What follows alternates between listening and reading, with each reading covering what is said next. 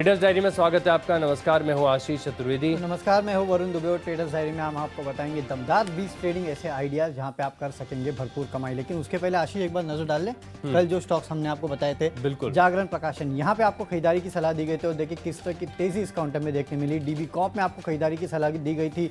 UFO movies में आपको खरीदारी की सलाह दी गई थी। इनफैक्ट टेक्निकली भी ब्लू स्टार ये वो काउंटर था जहाँ पे आपको खरीदारी की सलाह दी गई थी। तो तमाम वो काउंटर्स है जहाँ पे आपको खरीदारी की सलाह दी गई थी। और इन काउंटर्स में देखिए दिन के दौरान अगर आप देखेंगे तो काफ़ी बेहतरीन तेज़ी जो है इन सभी के सभी काउंटर्स में देखने मिली है। तो अच्छे खासे गेंस जो है सभी के सभी काउंटर्स में आपको कल के ट्रेडिंग सेशन में देखने मिले हैं। आज का अगर आप सेटअप देखेंगे तो सुबह सुबह एसजेएक्स निफ्टी जो है वहाँ पे आपको हल्की गिरावट के साथ कारोबार देखने मिल रहा है। वहाँ पे थोड़ा बहुत प्रेशर देखा जा रहा है। यूएस के मार्केट्स अगर आप देखेंगे तो वहाँ से कुछ खास अच्छे संकेत तो थे नहीं। मिले जुले संकेत जो है वो अक्रॉस यूएस के मार्केट्स देखने मिले थे। नो डाउट वहाँ पे जो नतीजे आ रहे हैं थोड़े बहुत मिले जुले आ रहे हैं। हालांकि उसके बावजूद देखिए सभी के सभी मार्केट जो है वो हरे निशान में बंद हुए थे। सुबह सुबह एशिया जो है वहाँ से आशीष थोड़ी बहुत दिक्कतें हैं एशिया में। आज शायद एशियन मार्केट्स उस तरह का रिएक्शन नहीं दे रहे। अक्रॉस अगर आप देखेंगे तो लाल निशान में कारोबार हो रहा है और मेरे ख्याल से हैंगसेंग जो है ना ये फिर दिक्कत दे रहा है। 400 सवा 400 पॉइंट के आसपास की गिरावट जो है वो यहाँ देखी जा रही है। और इसी का इम्पैक्ट दरअसल एशियन मार्केट में भी देखेंगे। इसके लिए आपने एसजेएक्स निफ्टी भी देखा ना, अच्छा खासा चल रहा था, उसके बाद गहरा लाल निशान में चला गया और उसके बाद ये जो 50 पॉइंट के आसपास की गिरावट है वो देखने मिल रही है। लेकिन कल एक बात अच्छी हुई आशीष, बिल्कुल, और वो क्या है ना कि पिछले कुछ दिनों से हम देख रहे थे 5 दिनों से लगातार गिरावट हुई थी, उसके बाद कल तेजी देखने मिली। और सबसे अच्छी बात ये है ना वो जो पिट रहे थे ना स्टॉक्स आईआरसीटीसी, आईईएक्स, वहाँ कल खरीदारी देखने मिली। ये एक चीज़ दर्शाता है कि देखिए मंथली एक्सपायरी की सीरीज है, अब शॉर्ट कवरिंग शुरू हो चुकी है। यही मैं सोचा था कि शॉर्ट कवरिंग कब आएगी। मुझे लगा था कि आज के ट्रेडिंग सेशन में शॉर्ट कवरिंग आएगी। हो सकता है कि सेकंड लास्ट डे या लास्ट डे जिस दिन एक्सपायरी है उस दिन शॉर्ट कवरिंग आए। लेकिन 1-2 दिन पहले ही शॉर्ट कवरिंग देखने मिली। ये एक अच्छा संकेत है, यानी कि यहाँ से आपको ज़्यादा गिरावट नहीं देखने मिलेगी। हो सकता है कि मिला जुला कारोबार देखने मिले, लेकिन जिस तरह से शार्प कट्स पिछले कुछ दिनों में मिड कैप्स में देखने मिले थे वो शायद आपको देखने ना मिले। हालांकि ये जो एशियन मार्केट है ना ये थोड़ा टेंशन दे रहा है, लेकिन मुझे लगता है शॉर्ट कवरिंग का थोड़ा सहारा तो मिलेगा। इनफैक्ट वरुण, जैसे कि आप बता रहे थे कि स्टॉक्स भी चले हैं कल, आईएक्स आईआरसीटीसी इनमें तो रिकवरी आई है, लेकिन मिड कैप स्मॉल कैप जिन स्टॉक्स की बड़ी तगड़ी धुलाई हुई थी वहां पर भी आप देखिए मिड कैप इंडेक्स करीब 1.5% से ज्यादा की तेजी यहाँ पर देखने को मिली मिड 100 में। तो स्टॉक्स चल रहे हैं, ब्रेकआउट्स आ रहे हैं और रिकवरी आ रही है दिन के दौरान। तो फिर बड़ा सवाल यही है कि आज कितने स्टॉक्स पर बिकवा लिया? सिर्फ एक नतीजों के चलते वो भी नहीं तो उसमें मैं बिकवाली नहीं करता, क्योंकि नो डाउट एशिया जिस तरह से रुझान दिखा रहा है वो थोड़ा अलग पिक्चर पेंट कर रही है। लेकिन हाँ मुझे लगता है फिर भी दिन के दौरान हो सकता है कि आपको निश्चित से रिकवरी देखने मिलेगा। अगर एशिया में कोई बड़ा कट ना देखने मिले तो शायद आपको निश्चित से सेकंड हाफ में रिकवरी देखने मिलेगी। इसके सब खरीदारी के कॉल्स है, एक जो है नतीजों के चलते बिकवाली का कॉल। तो चलिए जानना बेहद इंटरेस्टिंग होगा आपकी टीम में एक भी स्टॉक बिकवाली का नहीं है ही नहीं। पूरा कन्विक्शन है, नतीजों पर भी फोकस है, स्टॉक्स पर खरीदारी करनी है। अच्छा, स्टॉक्स वो शॉर्टलिस्ट किए हैं कल जहाँ पर आखिरी 1-1.5 घंटे में खरीदारी आई है। तो हो सकता है कि आज बाजार में अगर तेजी आती है ना तो यहाँ पर एक कंटिन्यूएशन मूव देखने को मिलेगा। 10 के 10 स्टॉक्स मेरी लिस्ट में खरीदारी के हैं। तो वरुण सबसे पहले बता दीजिए कैश का स्टॉक। देखिए KIOCL ये वो काउंटर है जहाँ पे आपको खरीदारी करना है। दरअसल इस कंपनी के लिए खबर आई है और खबर ये है कि आयन और पैलेट सप्लाई करने के लिए इस कंपनी ने ग्लेनकोर इंटरनेशनल के साथ करार किया है। तो ये खबर जो है इस कंपनी के लिए काफ़ी बड़ी है और इस खबर के चलते आज इस काउंटर में आपको एक बेहतरीन मूव देखने मिल सकता है। इसके लिए यहाँ खरीदारी कीजिएगा। 280 के लक्ष्य आपको इंटरनेट में देखने मिलेंगे। 265 का आपको एक स्टॉप लॉस रखना है। वैसे भी ग्लेनकोर इंटरनेशनल जो है वो एक बहुत बड़ी कंपनी है और ऐसी बड़ी कंपनियों के साथ जब भी टाइप होता है तो स्टॉक्स में मूवमेंट देखने मिलता है। इसके लिए आप यहाँ खरीदारी कीजिएगा, बेहतरीन मूव देखने मिल सकता है। आशीष आपका कैश का स्टॉक देखो, मैंने KIOCL को ट्रैक करते हैं। KIOCL को ट्रैक करता हूँ। अच्छा वरुण है ना, एक चीज मैं ऐड कर दूंगा, इस स्टॉक पे थोड़ा सा कॉशियसली ट्रेड करना, इसका फ्लोट बहुत कम है। अच्छा, क्योंकि सरकार के पास है ना तगड़ा स्टेक है, मेरे हिसाब से 75% से भी कहीं ज्यादा स्टेक है इनके पास। तो इसमें जो है ना वो बिड आस्क स्प्रेड का जो मामला है ना वो स्प्रेड वो ज्यादा होती है, तो उसको थोड़ा सा ध्यान में रखना है। लेकिन स्टॉक चलता है, वो खुलते से सर्किट लगने वाला वो मामला होता है। ये इसमें बड़ी तेजी आएगी, तो अगर आप है ना थोड़ा सा जल्दी खरीदना होगा इसको, बाद में अगर मिस कर देंगे तो मिस हो जाएगा स्टॉक। वही तो फास्टेस्ट फिंगर फर्स्ट जिसको मिल गया। चलिए ठीक है, संभाल के ट्रेड कीजिएगा, लेकिन हाँ इस खबर के चलते मूवमेंट दिखा सकता है ये काउंटर। देखिए वरुण, मैंने स्टॉक चुना है शिपिंग कॉर्पोरेशन, सरकारी स्टॉक मैंने भी चुना है। यहाँ पर आपको खरीदारी करनी चाहिए। स्टॉक थोड़ी सी स्ट्रेंथ दिखा रहे हैं, कल के सत्र में भी देखें तो निश्चित तरह से आइए खरीदारी, वॉल्यूम सपोर्टिव है। चार्ट स्ट्रक्चर अगर आप लंबी अवधि का देखेंगे तो वो भी बढ़िया ही नजर आ रहे हो। सरकारी स्टॉक्स में एक इनहेरेंट स्ट्रेंथ है। आप सरकारी बैंकों में हमने देखा कि कितनी बढ़िया तेजी आई है। इसके अलावा भी अन्य ढेर सारी सरकारी स्टॉक्स हैं जहां पर खरीदारी हो रही है। तो यहाँ पर एक इंट्राडे ट्रेडिंग अपॉर्चुनिटी बन रही है, लेकिन ज़रूरी है कि बाजार को सपोर्टिव होना पड़ेगा। ऐसा नहीं हो सकता कि बाजार 100-150 अंक नीचे गिरे और ये स्टॉक्स आपको 1.5-2% की भी तेज़ी दिखा दे, थोड़ा सा मुश्किल हो जाएगा। तो ऐसे में फिर आपको एक दिन और इसको स्टॉक को कैरी करना पड़ेगा। 137 रुपये के लक्ष्य आप स्टॉक में खरीदारी करेंगे, करीब 130 रुपये का लगाना होगा आपको स्टॉप लॉस। दिन के दौरान हो सकता है कि बढ़िया तेज़ी यहाँ पर देखने को मिले। चलिए लिस्ट को आगे बढ़ाते हैं। अगली हमारी कैटेगरी है फ्यूचर्स की, और फ्यूचर्स में मैंने एनबीएफसी स्टॉक मनप्पुरम को चुना है। स्टॉक का स्ट्रक्चर मुझे काफ़ी अच्छा लग रहा है। पिछले हफ्ते भी स्टॉक मैंने आपको रिकमेंड किया था, उस दिन अच्छी खासी तेज़ी देखने को मिली थी, लेकिन स्ट्रक्चर बढ़िया और इनफैक्ट यहाँ पर है ना बने रहना चाहिए। फ्यूचर्स में मैं मान रहा हूँ कि 212 रुपये 215 रुपये तक के स्तर आपको देखने को मिल सकते हैं। ब्रेकआउट होने की पूरी संभावना नजर आ रही है और 5 रुपये नीचे का जो है टाइट स्टॉप लॉस लगाकर दिन के दौरान खरीदारी करके चल सकते हैं।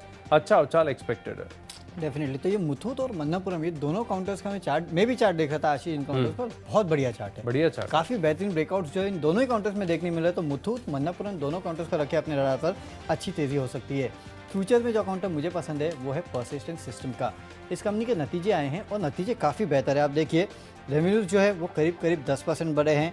डॉलर आय में भी करीब 9.3% के आसपास की बढ़ोतरी देखने मिली और यहाँ पे 17.95 के आसपास एस्टिमेट था, 18.23 के आसपास आया है।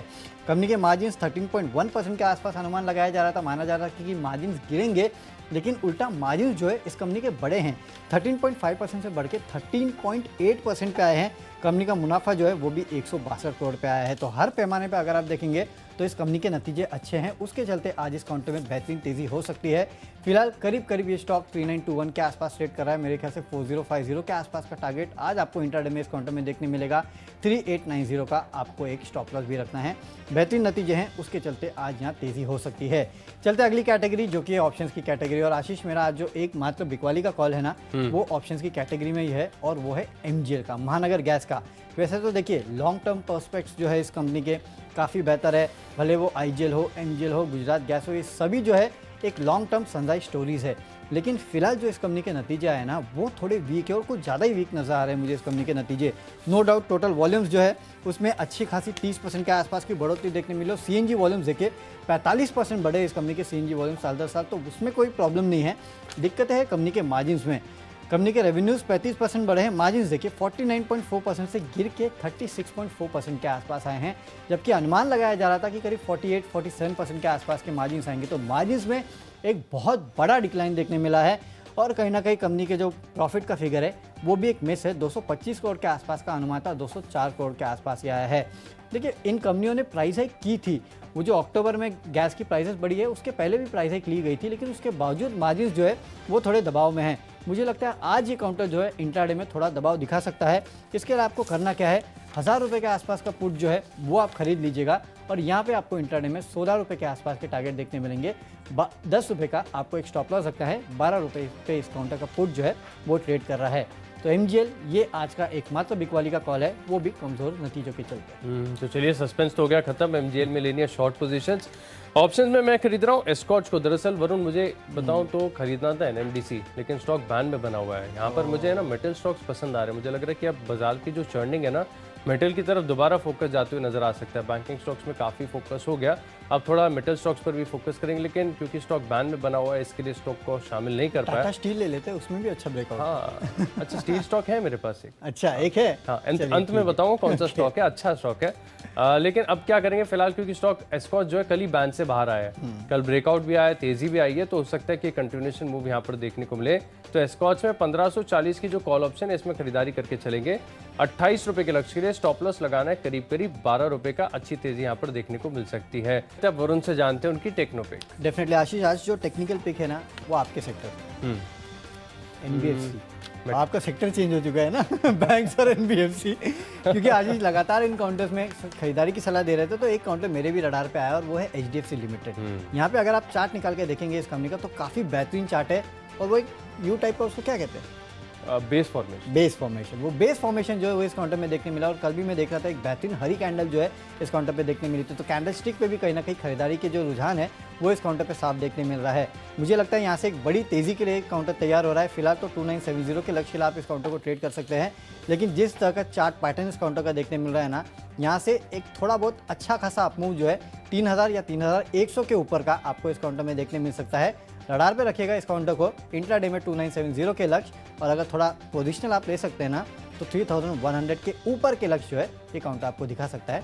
नजर में रखिएगा इस काउंटर को। अच्छा, बड़ी आसान शब्दों में आपने जो है ना एक्यूमुलेशन समझा दिया। जो हमने बेस फॉर्मेशन बताया ना, वो यूँ तभी बनता है कि जब क्या होता है ना कि वीकर हैंड्स बेचते रहते हैं स्टॉक्स को लगातार, और जो स्मार्ट हैंड्स हैं जिनके अंदर होल्ड करने की क्षमता होती है, खरीदारी कर सकते हैं ना, वो उन स्टॉक्स को हर निश्चित स्तर पर खरीदते रहते हैं। तो आप देखिए फिर ऐसे यू शेप की जो आकृति बनती है वो चार्ट पर आती है, उससे बड़े ब्रेकआउट्स आते हैं। इंट्राडे में तो नो डाउट 2970 का लक्ष्य काफी बढ़िया है, लेकिन इसको है ना पोजिशनल तौर पर भी अपनी वॉच लिस्ट में शामिल एक्चुअली पोजीशन तौर पे इसको लेंगे ना तो ज्यादा बेटर रहेगा, क्योंकि ये वो हैवी वेट है जो इतनी जल्दी चलता नहीं है। बराबर। लेकिन जब ये चलता है धीरे धीरे धीरे धीरे धीरे तो बड़ा मूव देता है, और चार्ट्स यही दिखा रहे हैं कि ये बड़े मूव के लिए तैयार हो रहा है, पूरी तरीके से तैयार हो रहा है HDFC लिमिटेड। देखिए ऐसा ही एक यू फॉर्मेशन वाला स्टॉक जो आपने बताया ना, इंडिया बुल्स रियल एस्टेट, ये मुझे पसंद आ रहा है। देखिए कोइंसिडेंस ऐसा कि आप भी रियल एस्टेट पर बेट कर रहे हैं, हाउसिंग फाइनेंस पर, और मैं भी रियल एस्टेट पर बेट कर रहा हूँ। टेक्निकल्स यहाँ पर देखिए बहुत सपोर्टिव हैं, पूरे स्ट्रक्चर के पूरे चार्ट्स हैं, स्ट्रक्चर है, आप पूरा सेक्टर देखिए काफ़ी बढ़िया और शानदार नजर आ रहा है।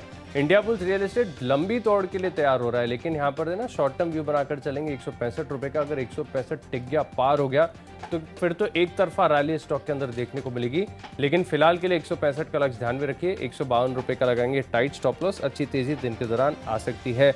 लिस्ट को आगे बढ़ाते हैं वरुण। अगली कैटेगरी हमारी फंडा पिक, और फंडा पिक के लिहाज से मुझे मेटल कंपनी सेल ये बहुत पसंद है, बहुत बहुत बहुत पसंद है, क्योंकि सेक्टर काफ़ी बढ़िया नज़र आ रहा है। लगातार देखिए सुपर साइकिल की जब शुरुआत हुई थी तब से हमने कहा था कि इन स्टॉक्स को बेचना नहीं है, घबराना नहीं है, लेवरेज ट्रेड्स नहीं लेने। अगर आप यहाँ पर एफएनओ में ट्रेड करोगे ना तो नर्वस हो जाओगे, क्योंकि एक तरफा रैली आती नहीं है। 2 दिन चलेंगे, एक दिन बड़ा करेक्शन आएगा, फिर 3 दिन चलेंगे, तो वो नर्वसनेस के चक्कर में ना आप स्टॉप आउट हो जाओगे। बेहतर यही होगा कि आप अपनी रिस्क एपेटाइट के अनुसार डिलीवरी लीजिए, होल्ड कीजिए और स्टॉक्स को समय दीजिए। समय देंगे तो बढ़िया रिटर्न होगा। करीब करीब 12 से 18 महीने का व्यू बना के चलेंगे ना तो ये 120 का जो सेल है आपको 200 के पार दिखेगा। हाँ, दुगना। मेरा लक्ष्य इस पर 250 रुपये का है। 200 रुपये फिलहाल मैं आपको बता रहा हूँ फंडा पिक के तौर पर। सेल से फोकस हटाना नहीं है। डेफिनेटली, तो सेल से फोकस हटाना नहीं है, तो सेल को सेल नहीं करना है। ये तो फेमस हो गया। तो डेफिनेटली यहाँ पे आप फोकस रखिएगा। 200 रुपये तो 18 महीने का टारगेट है, लेकिन अगर लॉन्ग टर्म थोड़ा और ले सकते हैं तो 250 रुपये के आसपास के टारगेट आपको देखने मिलेंगे। चलिए, फंडा पिक जो मुझे पसंद है वो है ABB इंडिया। ये कंपनी मुझे इसके लिए पसंद है क्योंकि इस कंपनी के नतीजे आए हैं, और देखिए नतीजे इस कंपनी के काफ़ी बेहतरीन हैं। रेवेन्यूज़ 10% बढ़े हैं, 1763 करोड़ के आसपास ही आए हैं। कंपनी के मार्जिन देखिए 2.8% से बढ़ के सीधे 5.9%, यानी कि मार्जिन जो है इस कंपनी के वो 2 गुने हो चुके हैं। और कंपनी का जो मुनाफा है 85 करोड़ से बढ़ के 120 करोड़ पे आया, यानी कि 40% के आसपास की बढ़ोतरी जो है वो कंपनी के मुनाफे में देखने मिली। तो इस नतीजों का इम्पैक्ट जो है आज इंट्राडे में आपको इस काउंटर में देखने मिलेगा। 1900 के इनिशियल लेवल के लिए आप काउंटर को खरीदारी कर सकते हैं। 1810 का आपको स्टॉप लॉस रखना है, लेकिन मुझे लगता है कि 1900 के लेवल के ऊपर भी ये काउंटर जा सकता है। अगर 1900 के ऊपर गया तो आगे अपना टारगेट जो है हर बार 25-30 रुपये के आसपास बढ़ाते जाइएगा, और उसी प्रोपोर्शनेटली अपना जो स्टॉप लॉस है उसको भी आप ट्रेल कर सकते हैं। अच्छी तेज़ी जो इन नतीजों के बलबूते आज आपको इस काउंटर में देखने मिल सकती है। चलिए चलते हैं बढ़ते आगे, और अगली कैटेगरी जो है वो है निवेश की कैटेगरी। और निवेश के चलते एक काउंटर जो पसंद है वो है यूनाइटेड ड्रिलिंग का। देखिए इस काउंटर के बारे में हम आपको पहले भी बता चुके हैं। हमारी एक्सक्लूसिव रिसर्च में हमने आपको बताया था कि किस तरह का अपमूव के लिए काउंटर तैयार हो रहा है। और याद रखिएगा, जब जब कच्चे तेल का दाम बढ़ता है उसका सीधा इम्पैक्ट जो है वो यूनाइटेड ड्रिलिंग जैसे काउंटर्स में देखने मिलता है। वैसे भी ड्रिलिंग इंडस्ट्री में अगर आप देखेंगे तो एक अच्छा खासा मार्केट शेयर जो ये कंपनी होल्ड करती है, और जो प्रोडक्ट्स ये कंपनी बनाती है वो इस तरह की मोनोपोली है इस कंपनी की कि बाकी प्रोडक्ट्स जो है बाकी कंपनियां नहीं बनाती। और एंट्री बैरियर्स इतने ज़्यादा है कि अगर वो बनाने जाए भी तो कम से कम 4-5-6 साल के आसपास का वक्त लग जाएगा उन प्रोडक्ट्स को बनाने के लिए। इंटरनेशनल मार्केट्स में इस कंपनी ने कुछ टाइप करके रखे थे, जिसके चलते ये कंपनी जो इंटरनेशनल मार्केट्स को केटर नहीं कर पा रही थी, अब इन्होंने इंटरनेशनल मार्केट्स को भी केटर करना शुरू किया है। काफ़ी सारे ट्रिगर्स है। फिलहाल 150 करोड़ के आसपास की आय ये कंपनी करती है। आने वाले सालों में 150 करोड़ के आसपास का मुनाफे का कंपनी का लक्ष्य है। तो एक बहुत बड़ी री रेटिंग का कैंडिडेट है ये। करीब 6 महीने के आसपास अगर यहाँ से कच्चा तेल आप समझ लीजिए $90-95 के आसपास जाता है, तो यहाँ कम से कम 600 रुपये के आसपास के लक्ष्य जो है ये काउंटर आपको जल्द से जल्द दिखा सकता है। आने वाले दिनों में कंपनी के फाइनेंशियल में भी आपको ये रिफ्लेक्ट होते हुए दिखाई देगा। इसके लिए इस काउंटर में आपको खरीदारी करनी है। तो चलिए, निवेश के लिहाज से मुझे भी ऑयल एंड गैस सेक्टर की कंपनी HPCL पहले भी पसंद थी, अभी भी पसंद है और आगे भी बरकरार रहेगी, क्योंकि डिविडेंड यील्ड शानदार है, कारोबार बहुत बढ़िया है। मुझे कोई तर्क नजर नहीं आता कि स्टॉक ना चलेगा। एक स्पेशल रिक्वेस्ट वरुण मैं कर लेता हूँ, क्योंकि आप सेक्टर को बहुत क्लोजली ट्रैक करते हो और ज्यादा बुलिश नहीं हो, ये भी मैं जानता हूँ। तो एक दिन इसके ऊपर करेंगे बुल वर्सेस बेयर, ताकि पूरी क्लैरिटी आ जाएगी, मुझे भी समझ में आ जाएगा कि स्टॉक में ऐसा क्या है कि चलता नहीं है फिर आगे ना चल पाए, ऐसा कुछ अगर होगा तो इसके सारे तर्क समझ में आएंगे। लेकिन मेरा भरोसा टेक्निकल्स पर है, बड़े ब्रेकआउट, अच्छे ब्रेकआउट के संकेत हैं, 9 से 12 महीने का समय देंगे तो 400 के पार जाएगा। 425 रुपए के लक्ष्य के लिए आप इस स्टॉक में खरीदारी करके चलेंगे। तो चलिए, जितने बार आपने HPCL और IOC दिया है ना, सोच रहा हूँ कि मैं ये सेक्टर ट्रैक करना छोड़ दूं, आप भी कर लो अब तो।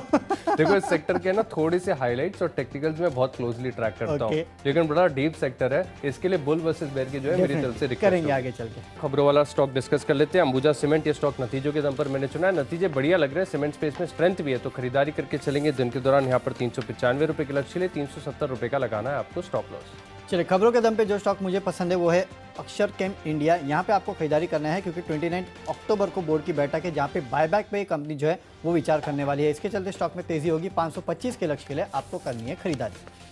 तो चलिए अब वक्त है हमारी आखिरी कैटेगरी माई चॉइस का, और यहाँ पर पहला स्टॉक मैंने चुना है मेट्रोपोलिस। यहाँ पर आपको खरीदारी करनी चाहिए। डॉक्टर लाल पाथलैब ने जो सबर्बन डायग्नोस्टिक का अधिग्रहण किया है, आप मान लीजिए कि स्पेस अभी भी काफ़ी ज़्यादा बजेंगे, तो यहाँ पर आपको खरीदारी करनी चाहिए। 3040 रुपये के लक्ष्य लिए 2868 का लगाना है स्टॉप लॉस। अगला स्टॉक की लिस्ट में IRB इंफ्रा, यहाँ पर प्रेफरेंशियल अलॉटमेंट की भी खबर है, नतीजे भी सपोर्टिव है। 302 रुपये का लक्ष्य होगा, 287 का लगाएंगे स्टॉप लॉस। और आखिरी स्टॉक है मेटल स्टॉक, जिसकी बात हम वरुण कर रहे थे कि ये स्टॉक काफ़ी खास है, टेक्निकल स्ट्रेंथ काफ़ी शानदार नजर आ रही है, कल के दिन के दौरान रिकवरी भी आई है, तो आज मोमेंटम तेजी की तौर आते हुए नजर आएगा। 720 रुपये के लक्ष्य लिए आप खरीदारी करेंगे, 680 रुपये का लगाना है आपको स्टॉप लॉस। चलिए, माई चॉइस कैटेगरी में पहला स्टॉक है TT के प्रेस्टीज। यहाँ पे खरीदारी कीजिएगा क्योंकि आज बोर्ड की बैठक है, जहाँ पे शेयर विभाजन पे यहाँ पे बोर्ड विचार करने वाला है। इसके चलते आज इस काउंटर में तेजी हो सकती है। 10,000 के लेवल के लिए खरीदारी कीजिएगा, 9,500 का आपको स्टॉप लॉस रखना है। अगला काउंटर है सियाराम सिल्क, यहाँ पे खरीदारी करना है। कल हमने आपको नतीजे आएंगे, कमाई कराएंगे, मैं बताया था नतीजे अच्छे आएंगे, लेकिन उससे भी बेहतरीन नतीजे आ चुके हैं। कल 7% के आसपास की तेजी थी, आज फॉलो बाइंग देखने मिल सकती है। 517 के लेवल के लिए आप यहाँ खरीदारी कीजिएगा।